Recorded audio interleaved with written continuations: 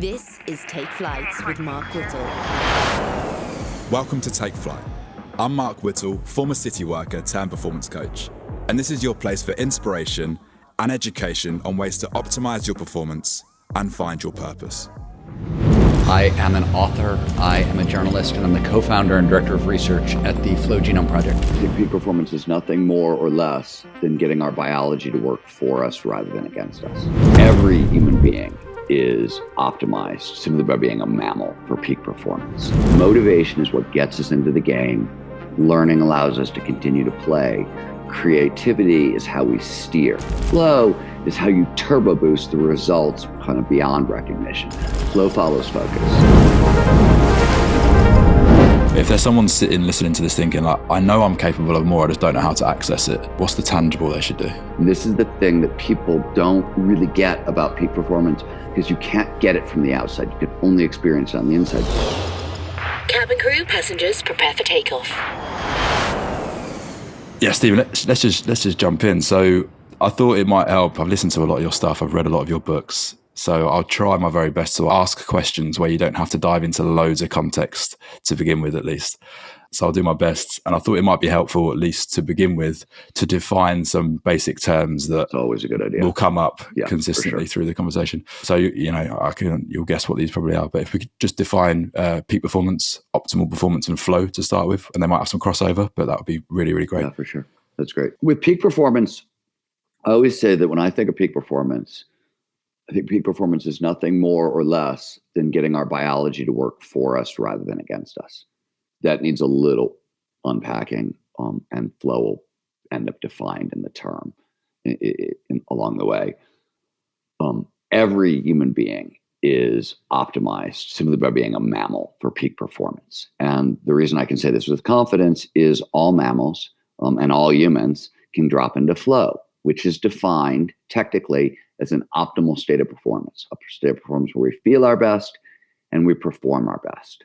More specifically, flow refers to any of those in the zone moments where you're so focused on the task at hand, so focused on what you're doing, everything else just starts to fade away and disappear. Action and awareness are going to merge. Your sense of self is going to diminish. Self-consciousness, that nagging voice in your head, is going to get very quiet. Time's going to dilate, which is a fancy way of saying it speeds up or it slows down, and passes strangely. And throughout, all aspects of performance, both mental and physical, go through the roof.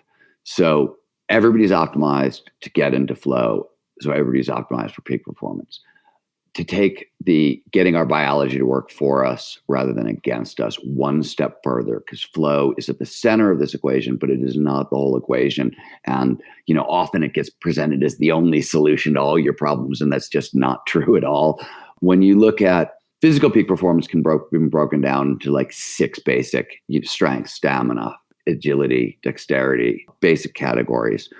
Cognitive peak performance is a blend of, and these are catch-all terms, they're for a bunch of different stuff that sits under these headings. But when we talk about getting our biology to work for us rather than against us, that biology is, we have a system designed for motivation, we have another one for learning, we have a third for creativity, and we have a fourth for flow. And that's the entire full suite of our cognitive peak performance tools. And the way I like to think about it, kind of in a pithy shorthand version, is motivation is what gets us into the game. Learning allows us to continue to play. Creativity is how we steer. And that's especially important when you're going after the stuff I'm interested in, which is high, hard goals, sort of impossible challenges where you're not quite sure what success looks like or exactly what's the roadmap to get there. So creativity is thus how you steer. And then flow is how you turbo boost the results kind of beyond recognition. So that's how I put it together, and that's how I define those terms. Brilliant. Thanks so much, Stephen. So Sure. It's interesting. You mentioned those systems already. There's one that I've earmarked and I've adopted it into my life, and I actually use it with my coaching clients. I'm a coach as well, which is another thing I'd love to talk to you about with regards to your coaching programs. The one specifically I'm talking about is when we search for the things we're curious about, that curiosity blossoms into passion, that passion leads to a feeling of purpose. And that's the sort of foundation that we then apply autonomy and mastery to at the top. And you spoke about, if it was a ship, then the autonomy is that ability to have the freedom to steer that ship wherever we want to go. And the mastery is then to steer it as best as we possibly can. Which system is that? Autonomy sits inside the head. I said there's a heading, motivation. It's a catch-all. Inside the catch-all of motivation is extrinsic motivation, stuff we'll work hard to get in the world, money, sex, fame, right? Intrinsic motivation. And there are 5 major intrinsic motivators. And you mentioned them: curiosity, passion, purpose, autonomy, and mastery. And then there's goal setting and grit. And that all sits in the heading of motivation. Where things overlap, though, is if you get goal setting right, properly set goals can act as a flow trigger. We can get more into that in a second. But if you want more flow in your life, the state has triggers, and clear goals, which are a very specific kind of goal setting, is a flow trigger. So that also sits a little bit inside the flow category. And mastery, to walk the path the most. All right, let's do flow triggers now, because we're going to keep coming back to it otherwise. Okay. Flow follows focus. First thing to know, right? The state only shows up when all of our attention is focused on the task at hand. And flow states have triggers, which are things that basically drive our attention to the present moment and put it on the task at hand and keep it there. And there's a bunch of different ways these work. Clear goals, which I mentioned earlier, which it's a to-do list. Clear goals is nothing fancy than a very well-made, well-structured to-do list. They tell you where to put your attention. What are you focusing on now? What are you focusing on next? So your brain doesn't have to wonder, your mind doesn't wander. And what ends up happening, as anybody who's ever written out a to-do list knows, it lowers cognitive load. You get it out of your head, you get it on paper, and suddenly there's a little more RAM in your head, right? You feel lighter.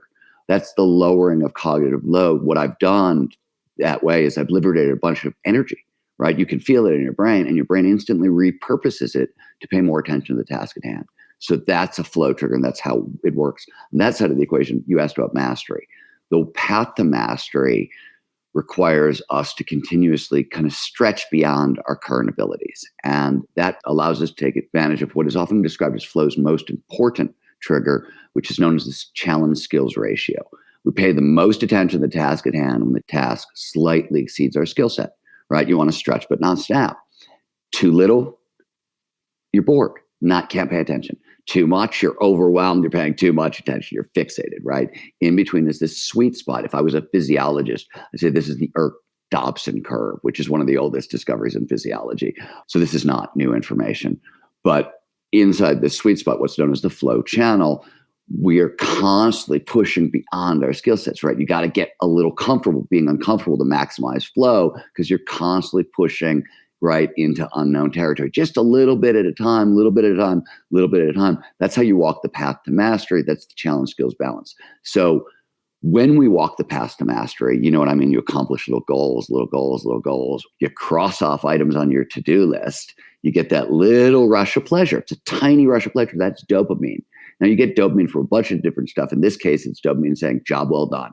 Have some motivation. Go get the next one. Go get the next one. Go get the next one. And that dopamine, among its many characteristics, drives focus. When we have dopamine in our system, we're excited, we're paying attention to what we're doing. So it's a flow trigger. So the challenge skills balance, which allows us to walk that path to mastery does double duty. It's a big motivator, but it also kicks us into the sweet spot for flow.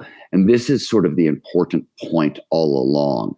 And this is the thing that people don't really get about peak performance, because you can't get it from the outside. You can only experience it on the inside, which is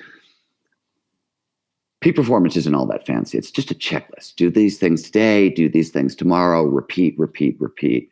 And there's not a ton to do. There's like 7 things you want to do every day and 6 things you need to layer in every week to really sort of fill like your biology basically and get it right that way. The consistency, the results start showing up once flow starts showing up, because flow so amplifies productivity and motivation and learning. All these skills go through the roof. And we could talk about numbers if you want, because they're well studied, but you get this turbo boost. So you get a lot farther, right? You get exponential effects. It works like compound interest. So that little bit today, a little bit tomorrow, it just starts to add up, because flow starts to show up with more and more regularity, and it amplifies the results. And let me put one number around that, because it just makes everything easier. McKinsey, the business consultancy, did a somewhat sloppy, meaning it's self-reported, and it's more like a consulting study than a science-based study. But they wanted to know, how much does productivity spike in flow? Because everybody knew productivity went up, how much? So they went around the world for 10 years talking to CEOs and folks who led giant companies and organizations. And after 10 years of talking to people, the average productivity boost that CEOs reported was being 500% more productive in flow than out of flow. Richard Branson, for example, said that in 2 hours in flow, there's almost nothing I can't accomplish. So it's hard to say, are these accurate numbers? Because like you get responses like that and you're like, I don't know what to do with that, but that's amazing. So it's very consistent. We've tried to get better numbers around it and, things like that. And then you have to break productivity apart into subcomponents, and you can't really look at the whole. But true, and what that tells you is if you're going to be 500% more productive in flow, that's what you don't see coming, right? All you see is the work and what you're going to do every day and the little bits and the repeat. What you don't see coming until you get better at flow and start to be able to depend on it as a reliable thing that you can drop into, not at will, but with much greater frequency. It's sort of a mystery that you don't know is coming. It's the compound interest you don't, you know what I mean? Nobody can say, hey, you're going to get 10% back on this, Yeah, it's amazing. It's funny, I was half worried that you'd be sick of talking about flow, but I still get such an amazing energy from you when you're talking about it. It's great. It's a cool ass puzzle. So two things are really cool. One, I find it amazing at a personal level and at a professional level, right? We work in 140 countries at this point, the Flow Research Collective, our training organization. I think we're the largest neuroscience-based peak performance training company in the world at this point. So when you see the biology, it's still amazing. And what's amazing to me is we are all capable of so much more than we know. That's the lesson over and over and over and over and over again. And of course it is, like, human potential is invisible because you only find out what you're capable of by taking what you have, pushing on it as hard as possible again and again and again and again. Until you do that over and over and over, you have no idea where you can actually go. Then again, like, not a new idea. William James, in the first psychology textbook ever written, talked about like the phenomenon of a second wind as for runners. He was like, look, if you've never run hard, you probably have no idea there's a second wind that sits after you hit the fatigue barrier. You're going to die, and then you're going to come back stronger. So most people, even if they get to the second wind, they don't realize there's a third wind, a fourth wind, a fifth wind. So until you actually get experience with pushing yourself to that threshold again and again and again, you'll never understand what you're capable of. Yeah.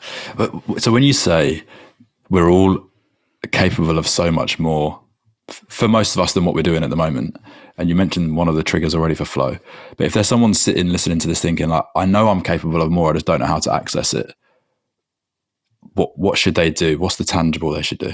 It's a selfish tangible. Read The Art of Impossible is where I'd start. You have to understand what that book is. When I wrote The Art of Impossible, it's 30 years of my research, and my research, because I was a journalist and a scientist, I've gotten to work with the best in the world again and again and again for 30 years. So this isn't just a bunch of my ideas. This is the best and the brightest pounding on these ideas for 30 years and put together. I think it's the first full comprehensive playbook for cognitive peak performance that's come out based on, and the reason it's the first is not the first neuroscience-based one. And the difference is really important.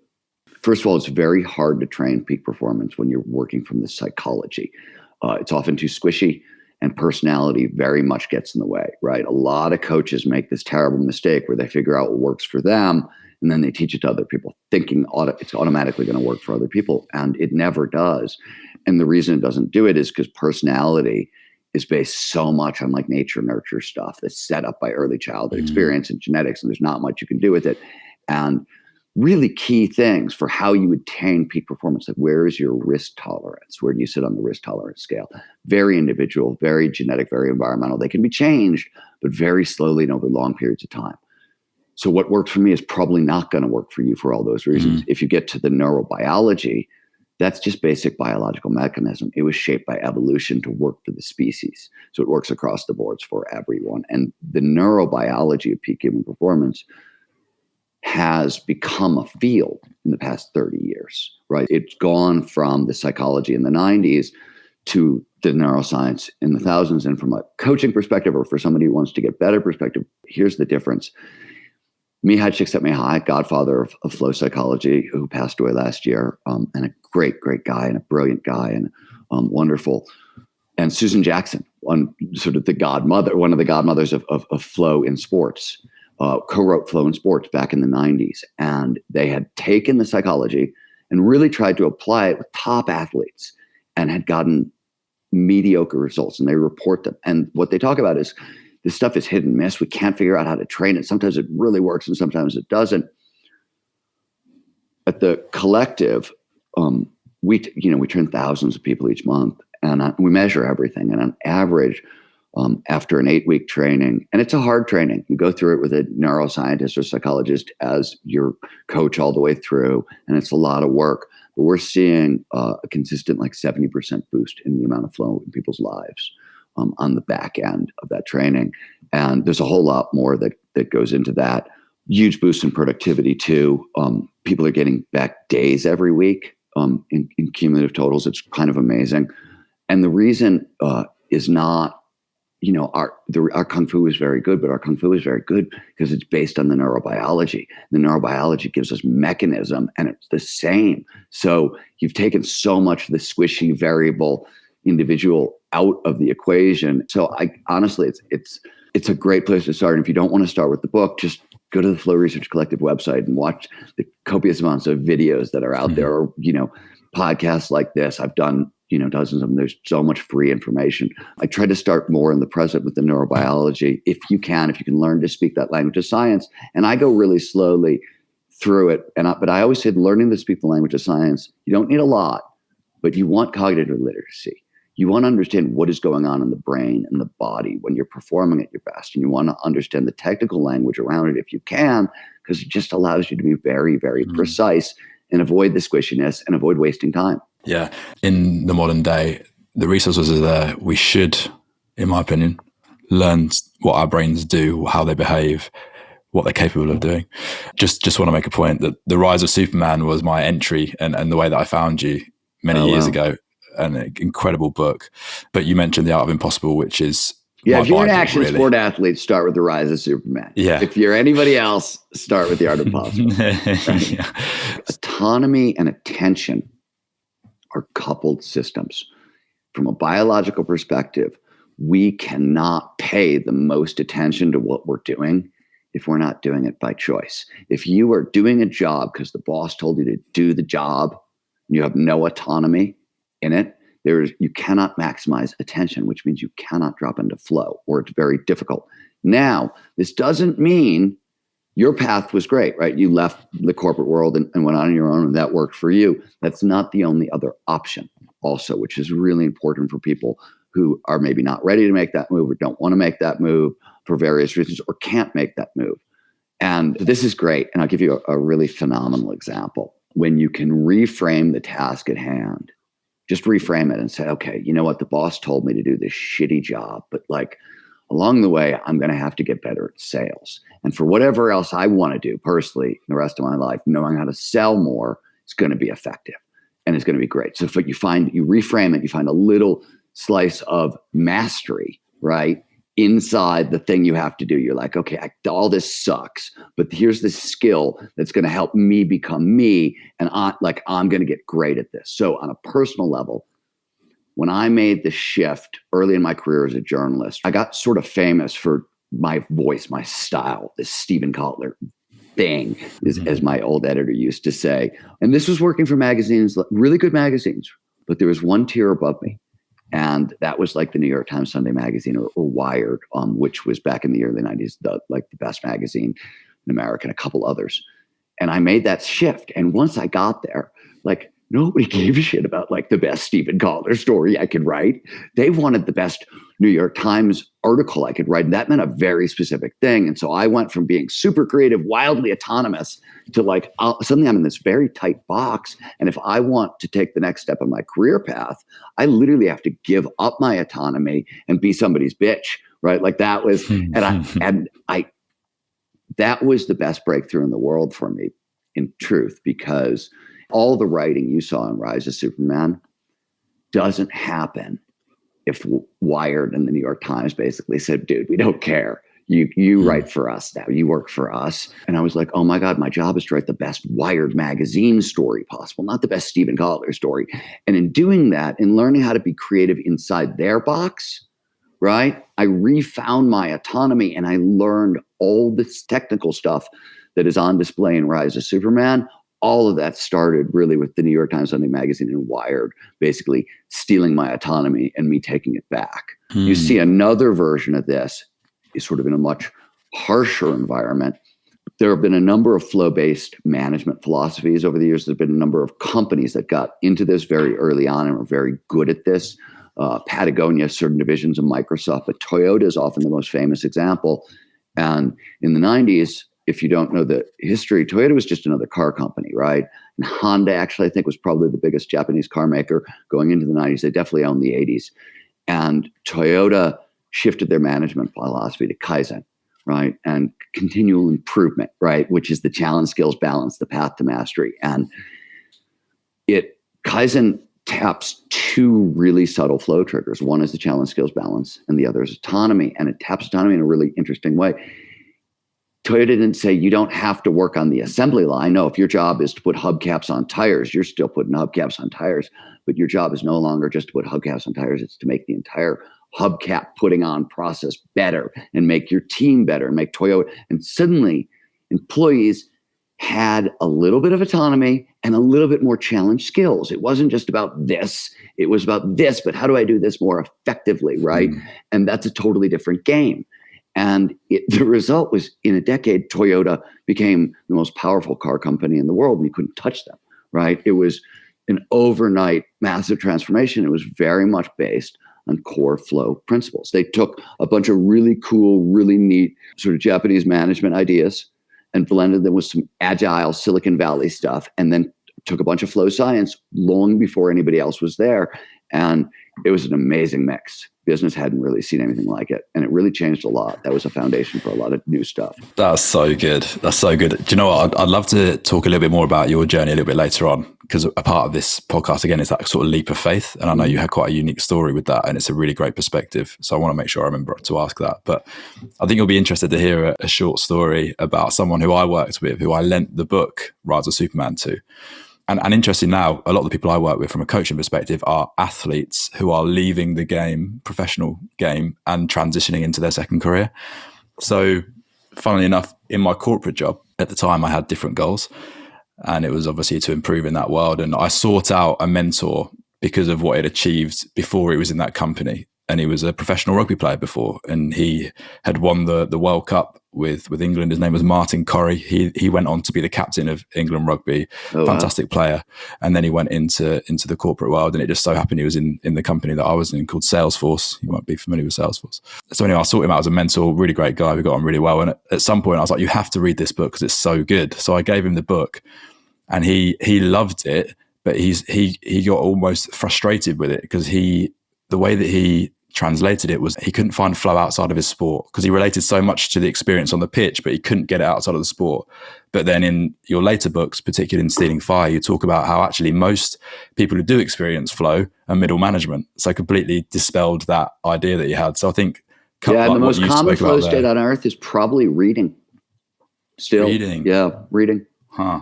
Chick Sent Me High said that years ago, and I still think he's right. Yeah, that's interesting, Nick. I feel that it's just, I suppose it's the attention again, isn't it? You're just reading the words. It's super focused attention, and if the writer's done their job, stories have this funny way of. So neurobiologically, one of the things that happens in flow is a lot of activity in the prefrontal cortex dials down. That's where time gets processed. So time passes strangely because a lot of the time processing machinery is turned off in flow. Same thing happens to our sense of self. Parts of that get turned off in flow. And it's energy exchange. The brain says, okay, we're going to shut down non-critical structures because we need all of this energy to pay attention to this thing that's super important.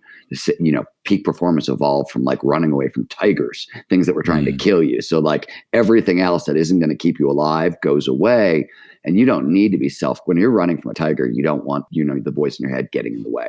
Nor do you want to be thinking about like what's for supper, right? Past and future tend to go away, right? We're pushed into the present, and sense of self, a lot of that stuff tends to dissolve. When you have sort of ego-based thoughts, of any kind, that turns this prefrontal cortex machinery back on. So the machinery it's not just like ego-based thoughts. I'll give you a crazy example from my own career as a journalist and as a skier. I started out my career in action sports, covering action sport athletes, and I was chasing athletes around mountains on skis and across oceans, surfing and things like that. And they were always so much better than me. It was insane, right? It was insane. And so, but what my brain would do is I would watch the professional athlete who was, 100 feet ahead of me and then disappearing quickly. And I would try to map from their body position onto my body position as I was skiing behind them. Just the act of doing that was enough because I was looking at my body and caring about, like, did I look good or look right? It's the same, I was like a teenager caring about like what they looked like before they go to high school. It was the same machinery, even though I thought I was doing, like, I was trying to map my body onto their body, and for a very long time it blocked flow. And the breakthrough's the funniest thing in the world is one day I realized I was out charging around the mountain with a bunch of friends, not a bunch of pro athletes, but I was like, holy crap. We're all moving so fast together that as long as you keep up with the group, they can't actually see you. Nobody can see what you look like. You're moving too fast. So as long as you stay moving that fast, what it looks like doesn't actually matter. All that matters is you get to the chairlift at the same time, so nobody has to wait for you. And I was like, okay, speed is the only metric that matters. Speed is it took my focus off my internal stuff into the external world, just right outside it, something I could feel, but right outside. And suddenly the amount of flow I was getting into while skiing went from like 20% to 90%. It was a single shift, and it just allowed my prefrontal cortex to stay turned off. So let me give you a different example. We do peak performance aging work. So we will take older adults sometimes into terrain parks and teach them how to terrain park, snowboard or ski. And I'm talking people in their 40s, 50s, 60s. And we do it in a very creative, different way. We don't do this very often, but it's something we've started to do along the way. And when we do this, we have rules. You're not allowed to talk about yourself on the chairlift. You're not allowed to talk about world events. Anything that could get fear back in your system or get the ego reactivated, you can't talk about between runs, because the goal is to get into flow and stay there. And so we do everything we can to minimize that kind of talk. And where it gets interesting, and I haven't applied this out yet, but it does, if you're looking to run a group flow, limit what you're talking about before the meeting begins. The pre-meeting chatter could actually end up blocking group flow if these safe principles apply. We don't know yet. There's a whole research initiative waiting to happen along this one, but it's interesting. Wow. So what you've just explained there is the science behind the phrase, how to get out of your own way. Mm-hmm. So the entire Islamic Sufi mystical tradition, right? The Islamic mysticism, Sufi mysticism, this is one of their core points. It's a storytelling tradition. Why? Because stories slip past the ego. They go right in. They get past a lot of our cognitive biases. All that stuff, the self-protective mechanisms get turned off because the prefrontal cortex gets dialed down and it slips past us. This is one of the things that you get from sort of the slowness of reading a book. Sometimes you can get it from reading a long magazine article. You're not going to get it from a quick blog. Like, it's not enough immersion. You're not losing yourself. The ego's not dialed down for long enough, right? It's not seeping in. And this is also why fiction is such an important peak performance training tool, because nonfiction provides facts. Great. Those are amazing. You need those. Fiction provides perspective. It forces you to go live in a different world that you would never normally live in, and shifts you totally into that world and then puts you into flow. So your experiences there get internalized deeply. Flow massively amplifies learning. So when we're reading and in flow and having like perspective shifting experiences, those new perspectives come with us back into the real world. And alternate perspectives, as we know, this is like problem solving, creativity, decision making, this is foundational stuff that we need. And we get it from reading fiction, actually. That's so interesting. There's a question I was going to ask you much later on, but I'm just going to ask you now, given that the ego came up. I heard you speak about ego inflation post-experience with psychedelics, and I found it incredibly insightful because I've dabbled once or twice myself, but I know people who have experienced psychedelics many, many times, and I noticed something about the way that they talk about themselves and see themselves and their experiences. So I'd love to hear just a little bit of your thoughts around that. So there's two sides to this coin. Let me start with what I think is true, and then we'll come back to your question, talk about what is definitely true. If you were an entrepreneur, if you are stepping into the ring, if you are trying to level up, it is almost impossible to do that without some amount of ego inflation. First of all, you need the dopamine. Dopamine naturally will inflate your ego, but you need some of that because it's motivation and it's really hard. And, I always tell people, a lot of people talk to me about imposter syndrome. And I'm like, some of it's bullshit, but some of it is actually real. And you have to accept that. Like you are the way we grow in business, the way we grow in anything is you fake it till you make it. And I had to get on stage and start pretending to be one of the world's leading experts in flow probably about 5 years before I deserved to really have that. You know what I mean? 3 years in a sense. And some of it is I didn't really know what expert was yet.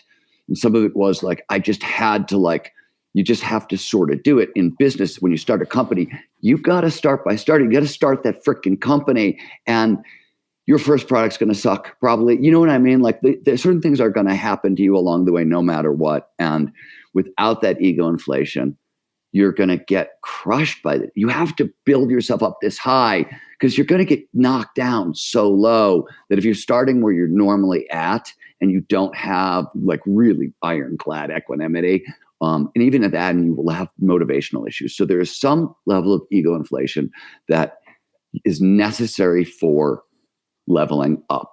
The goal is to not become a monster, to not become an egomaniac, and to not lose perspective or vision, right? And where this gets really tricky is once you add altered states into the mix. Altered states are phenomenal for performance, but both flow and most psychedelic states come with ego inflation.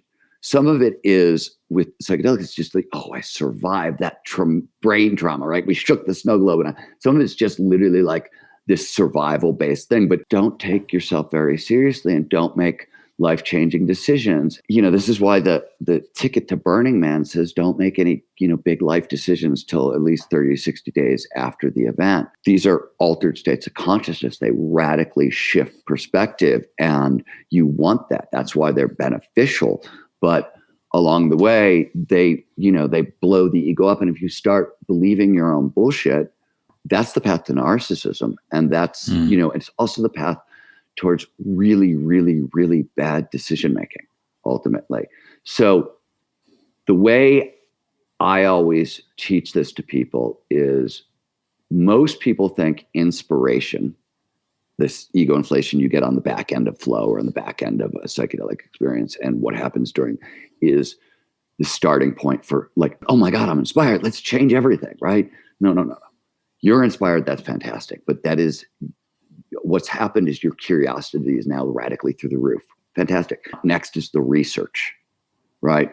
I always tell the folks on my team, the order of business in what we do is insight, research, publication, communication. And the reason publication is important is you've had your insight, you've done your research, now you got to put it out into the public and let other people hammer on your ideas. Is this good? Is this bad? What's bad? What's good? What needs? And then after other smart motherfuckers have beat on your ideas for a while, then you get to stand on a stage and tell it to people like it's the truth. But until then, all you're doing is like you had this huge ego inflationary experience, and your take, again, its personality doesn't scale, right? It's the same kind of mistake, just in a different arena, I think. Is that awareness of the ego inflation? So you don't turn into that monster. You're aware that it is your ego that's inflated, and then having the ability to be humble with feedback after that experience as well. Let me give you a personal example. Okay. When you publish a book, have you published a book? No. Okay. So you'll have this experience at some point. You'll publish a book and you'll go on book tour. And it was book tour is this amazingly weird thing that happens where like you go into the world and you do nothing but talk about yourself for 3 months straight.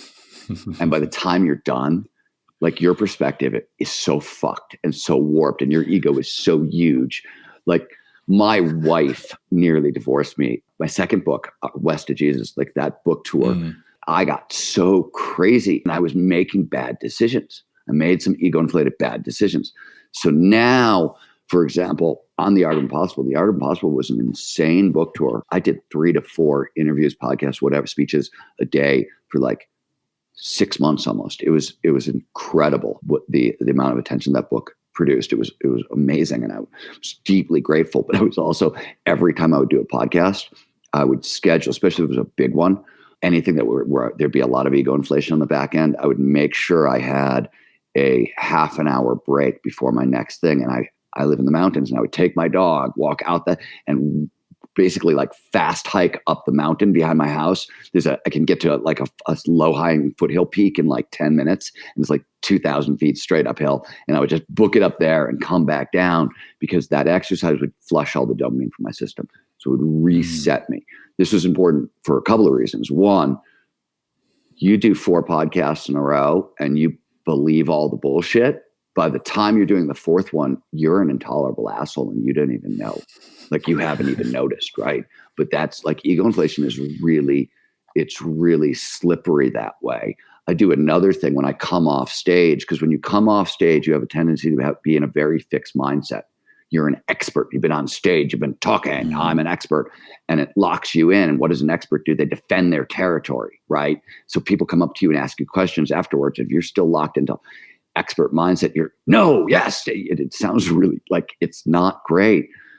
So I immediately drop into a journalist mode and start asking them questions. And I flip it, because when you're asking questions, you're in a growth mindset, you're being curious, you're like and you're taming that dopamine. Dopamine is curiosity, right? As well. So you're just repurposing the excitement and the ego inflation as curiosity, and it shifts it. So you can work with the neurochemical.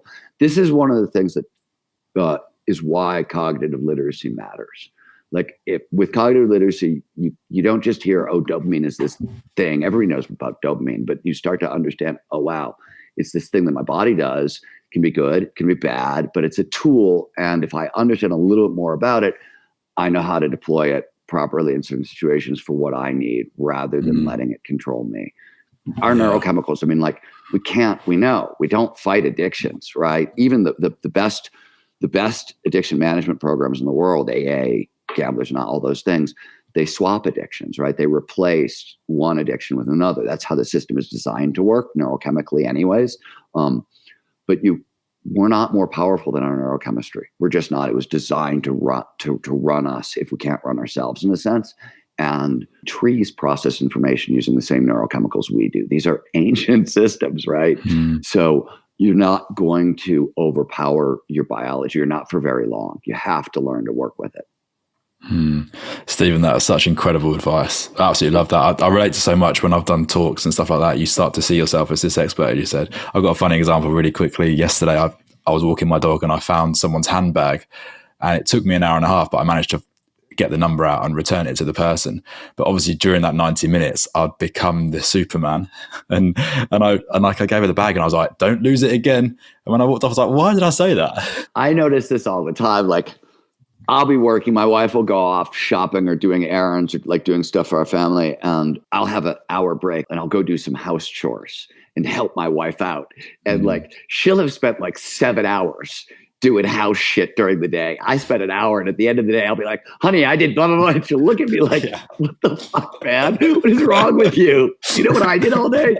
And it's funny because it's like, it shows up all the time. But yeah, totally. I know exactly what you're talking about. Yeah. I know. I do that as well, by the way. With the dishwasher, I'm like, yeah. Right, exactly. I managed to clear the dishes. I know. There's another one before we get into goals and purpose, but there's a quote that I wrote down from the book, The Art of Impossible. It was you quoting, I think it was that William James book, the first psychologist book, 1901 or something like that.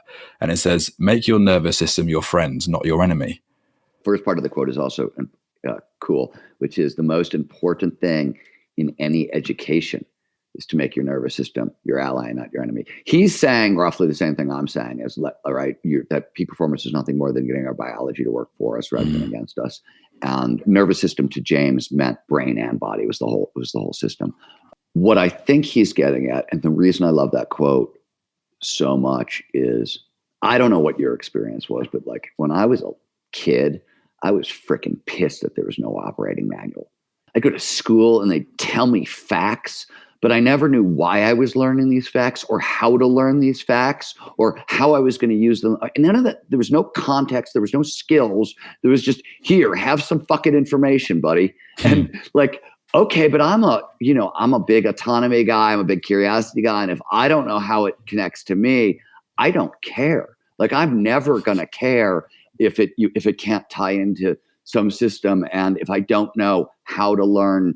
So like we're not taught how to learn. We're just told to learn. And what James is getting at there is, if you can make your nervous system your ally and not your enemy, because fear and anxiety and over exuberance and ego, all of those things that we've been talking about, these are all the enemy of peak performance. A little fear is great. A little excitement is great. A little ego and a little bit is phenomenal.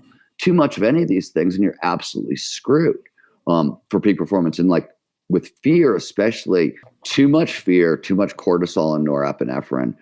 First of all, it blocks the automatic execution of motor patterns. So you're automatically blocking flow. A little bit of norepinephrine primes the brain for learning. It says, oh, there's something here going on. Could be bad, could be good, but like get ready to learn. Too much, the system is totally freaking overwhelmed and it completely blocks learning and creativity. Modern world, again and again and again, when they go out and say, okay, what's the most important skill for thriving in the 21st century? And these are studies run on like, what do we teach our kids going into school? And what does it take to run a company of 10,000 people, 100,000 people, like CEO level, or what our kids? Creativity tops the list again and again and again. And there's a part of the brain, the anterior cingulate cortex, that basically allows us to connect ideas together. Pattern recognition, the basis of creativity. And when there's a lot of fear in the system, the ACC wants to be very logical and linear. Okay, shit. Anxiety, I want something tried, true. Give me something that worked every time, right?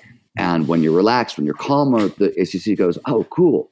You're not time stressed. Your life isn't being threatened. I can hunt around for more creative solutions. And you don't get the first choice, the obvious choice. You get outside the box thinking, you get the foundation of real creativity. Fear blocks all of that. Shuts down flow, shuts down motivation, shuts down learning, shuts down creativity. And on the physical side, right, we know too much fear does a bunch of similar things. Fast twitch muscle response goes, coordination goes, a lot of things go, strength goes.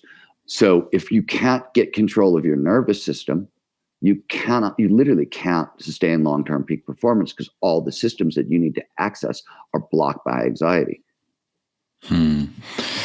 So good. I'm absolutely loving this. So the great transition there, we were talking about flow, is that another quote, which is, was it shaped by fears or goals? I can't remember what the rest of it was, but like essentially our focus is shaped by our fears or our goals. And to get back into flow or get back into peak performance, goals are the thing that we can direct our attention towards. So I wonder whether, Stephen, you could give a real world example of how you might set a goal with your system, which allows you to find that level of attention that you need. There are 3 tiers of goal setting. And we perform best as an organisms when they're all stacks aligned. At the top, you need mission level goals for your life, right? I'm here to write books that change the world, or I'm here to advance flow science and training, which are a couple of mine. Then you need a stack of high hard goals. These are the like mission level goals are, I want to be the best author in the history of the universe. Am I ever going to get there? Who the hell knows, right? But that's the aim, and I'm pushing there. The high hard goals are all the really big action long-term plans that it can take to get to that goal. So I got to write a book on peak performance. I got to write a book on animals. I got to write a book on technology. I got to write a novel. I got to whatever that list is. I got to get a college education, learn how to write. I got to work for magazines, whatever your list is. That was mine. Among other things. Those are high hard goals, multi-year projects. Then you need daily clear goals. These are the tiny little steps that you take towards your high hard goals. And it's the chunk down action plan, right? High hard goals are great. They will amplify motivation by like 25% if we set them properly. But you need the daily action steps to get to them. This is what I'm going to do today. And we call them clear goals. Emphasis on clear. Most people hear goals and they start thinking about, oh, I'm going to accomplish this. And you want process goals, not outcome goals. So like a process goal for me is I want to write 500 words in my new book today. And when I'm done, I'd like the reader to feel some sort of like awe or terror or whatever it is, right? That's a very clear goal. I know what I've done and I know what I'm aiming for. But it's not an outcome goal. It's not saying I want to write 500 words that are going to win me the National Book Award. Something ridiculous. It's outside my control. It's just a really clear step. So I know exactly where to put my focus. And my mission level goals don't change, right? I use the what I call the passion recipe, and which is an art impossible. You can go to www.passionrecipe.com and they have that whole thing laid out for you. But like there's a curiosity becomes passion, becomes purpose. That's how you get your mission level goals. And there's a whole process to do that works with your biology. Mission level goals get broken down into hard goals. And I don't do anything else, right? I have 3 mission level goals and I have higher goals that feed into that. My clear goals feed into that. And anything outside that is a no, right? I'm very aimed and I'm very focused in all of that. And I tend to, with all my goals, I just try to set goals that scare me a little, right? Like I steer by fear. Fear is one you get better at. It's a grit skill, right? You want to learn to like work with fear because it's great. If you're a little bit of fear, you're paying tons of attention. It's focus for free. So every one of my books, for example, there's 2 goals. There's the communication goal. I want to write a great book and teach you or tell you about these ideas or kind of thing. And then there's Stealing Fire, for example, was a book that to write that book, it's very fact dense. And normally my books will have 1 fact a sentence or 2 facts a sentence. Stealing Fire has like 3. And that some of those Wired magazine skills is that, but some of it was I studied writers like Steven Pinker, who's a really talented science writer, brilliant scientist and talented science writer. His stuff is very, very factually dense, but it's playful and it's fun. And he doesn't lose the reader or bore them too much. Because I'm normally uncomfortable asking my reader to read that many sentences that are that long because I worry about its effect on cognitive load and attention and things like that. But that was a higher goal. Can I do this, right? And still also be funny also, which is a thing that Pinker figured out how to do. And that sort of relieves the tension of these lugubrious sentences that have words like lugubrious in them. It's so fascinating to hear like how because you've, even with autonomy, you've created your own system for writing, even down to the sentence. I always say, figure out how you like to learn, figure out how you like to perform, and do that. I'm too busy most of the time to waste time with the inefficient. I know what works, and I'm just going to do that because I'm not done yet. You know what I mean? There's so much left that I want to accomplish. So till I'm done, till I've accomplished things, stick with what works. So good. So good. Can we talk about the leap of faith, this so-called leap of faith? Your leap of faith I found really interesting. And I often get asked, given the path I've been on, people listened to this when I was still in the corporate world. And then I made that transition, that leap of faith, which I now realize it wasn't so much of a leap.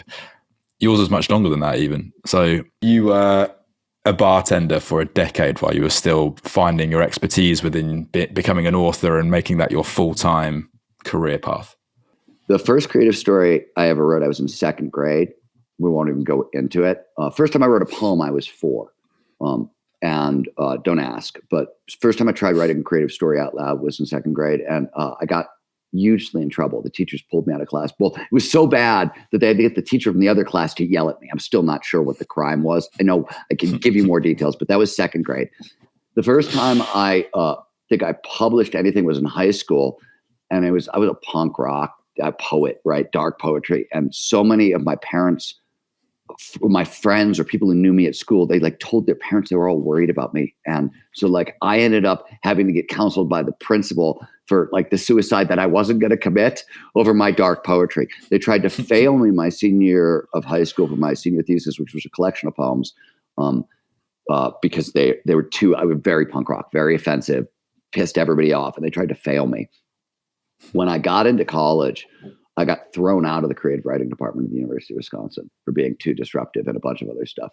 It then took me, I decided after college I was only going to Johns Hopkins University, which was the best creative writing grad school in America. If I wasn't good enough to go there, I probably shouldn't pursue this. It took me 3 years to get in there. Once I got out of there, I was a bartender for a decade. And the biggest leap of faith I ever took when I was listening to you talk, I was actually thinking about it. There was a point, I got really sick when I was around 30 years old and was in bed for about 3 years. And on the back end of it, I was writing, I bankrupted myself. I lost almost everything. But on the back end of it, I was rebuilding. The .com crash had happened. So magazine journalism had started to go away, and I had to rebuild as a book writer. And the first book I was working on was West of Jesus, which was sort of my recovery out of this illness. And it was a book about surfing. So, and performance in surfing and things like that, and a bunch of science. And all I was doing was writing magazine articles about like the stuff I was writing about for the book. And I was only doing the stuff. I stopped bartending, I stopped doing everything. And I suddenly realized, I was like, holy crap, you're making a living doing only like the most autonomous things. Like it was still hard. It was still a mess, but I would like that. And I was like, holy shit, really? Like you can keep going. And that, I remember that leap of faith as like, oh, wow. Okay. You gotta like, yeah, this is the thing. You got to figure out how to keep doing this. Do you think it was your destiny, call it purpose, destiny, to be a writer then? So my grandmother was a poet. And when I say poet, I mean, she wrote Hallmark greeting card poetry, really bad. But I think I came in with a predilection for doing things with language. Like I had skills I have good pattern recognition skills, which is language. And because my grandmother, like I was never scared. I was too young. I learned to write poetry at age 4 because my grandmother would do it and I would try to, do it as well. So like people went through this like whole process of I can't write, self-doubt, all that. I had learned to write long before like I even knew what self-doubt was, right? So I came in with a predilection for pattern recognition, and it turned into writing, I think, for a bunch of reasons. And it was a good fit for me. The books I write, I tend to think are much more like this is sort of what I came to do, because they're weird intersections of 3 or 4 things those are unique to me. But that's, that's sort of, everybody's got that thing. Like I sit at the intersection of like 3 or 4 or 5 big like curiosities, right? And that's sort of like what's at the heart of Steven. But everybody is that. Like whatever it is, you're that. Everybody is that way. So everybody has that thing. How it's going to express itself is an interesting question. For me, it was language. So it's speaking, writing, that sort of thing. Yeah. Thanks, Steven. Yeah. What else is there for us to do on this journey than figure out what that one thing is? Are you okay for one more? Yeah, sure. Quick fire. And I got to go. So one habit you would encourage all listeners to undertake every single day? To me, and it's the place we tend to start with our clients, and it's a slightly longer answer. Most of the core flow triggers, the biggest problem people have with them, especially if they're in the peak performance space for any length of time, and they like the biohacking side, right? The flow triggers are really basic psychological triggers that produce neurobiological reactions. They're not sexy. I always say that nothing I teach you is going to get you laid if you talk about it at a bar on Friday night. It's just not. It doesn't work that way. But flow follows focus. It only shows up when all of our attention is focused on the right here, right now. And the brain has slots for attention and focus. We have a 90-minute focus slot, like we have a 90-minute slot for REM sleep. So if you can start your day, or if you happen to be a night owl, start your work session when you sit down to like do your real work with a 90-minute block of uninterrupted concentration. Practice distraction management, shut everything down that could pull your focus out of what you're doing ahead of time. Because you can't beat your addictions. So you know what I mean? Your phone dings, that's dopamine. It's going to win stronger than you, right? It's designed to be stronger than you. So shut all that shit down ahead of time. Give yourself that 90-minute block. And we get a lot of pushback on this, especially from managers and things like people who are really busy, people who are meeting out their life. And I always like to tell people, just because you're busy doesn't mean you're productive. There's a big difference. And most people find that if they take a block of time, 90 minutes, if you can get there and start your day just focusing on what is your day, what's your strategy, if you have meetings all day, great. What do you want to accomplish in each of those meetings? What are the clear goals for those? All that stuff. You end up, the result is so much more flow and so much more productivity that you get so much time back that 90 minutes ends up being a steal over time. When I work with organizations, the first thing I say this, and I use this language because I like the message to land, is look, if you can't hang a sign in your door that says "fuck off, I'm flowing," you absolutely can't do this work. Forget about it. Just, you know what I mean? Go try something else, because this is not for you. It's where you want to start, right? Like, complete concentration really, really matters. You need, no time stress, and you need, the luxury to kind of really be by yourself and with your thoughts and working on your stuff. I like it in writing, because the secret to writing a great book is to be willing to spend 5 hours to get a sentence right. You have to care at that level. And if it's like, I start at 4 o'clock in the morning, because from 4 o'clock till 8 a.m., it belongs to me. It's not, the world doesn't get that stuff. So it's non-time. So if I got to spend 4 hours in a sentence, who cares? 9 a.m., the world starts, and like, people want my attention and blah, blah, blah. And suddenly, like, I don't have that kind of luxury, and that would freak me out. Oh my God, I got to spend an hour on a verb. You know what I mean? Like, that's not possible. And because I have those blocks for uninterrupted writing concentration, I have that time luxury, and I'm willing to expend the energy in that direction. And the result is much better craft, much better reader experience, you know what I mean? Which blah, blah, blah. It amplifies down the road, and much greater flow. Also, I may take 2 hours to work on a sentence, but I probably dropped into flow along the way. And then when I'm going to get done in the next half hour is incredible. Anyways, that's the one thing I would pay attention to. Huge. Stephen, thank you so much. I've really loved the conversation, and thank you for the books. I've had so much out of them. They've impacted my life and many others hugely. So thank you, Mark. This has been really great. I appreciate your interest. All right. Thanks again, Stephen. Really appreciate it, mate. Thank you. Cheers. You have reached your destination. Hey, it's Mark Whittle. Thanks so much for watching or listening. It's so great to have you a part of the Take Flight movement. Subscribe to the podcast on all platforms, video and audio, to be the first to see new episodes and new conversations with the greatest minds in the world. Follow me at markwhittle_TF on all social platforms, and visit takeflightworld.com to join our growing community of hustlers, performers, and go-getters. I can't wait to see you next time. Until then, stay positive, stay motivated, and of course, take flight.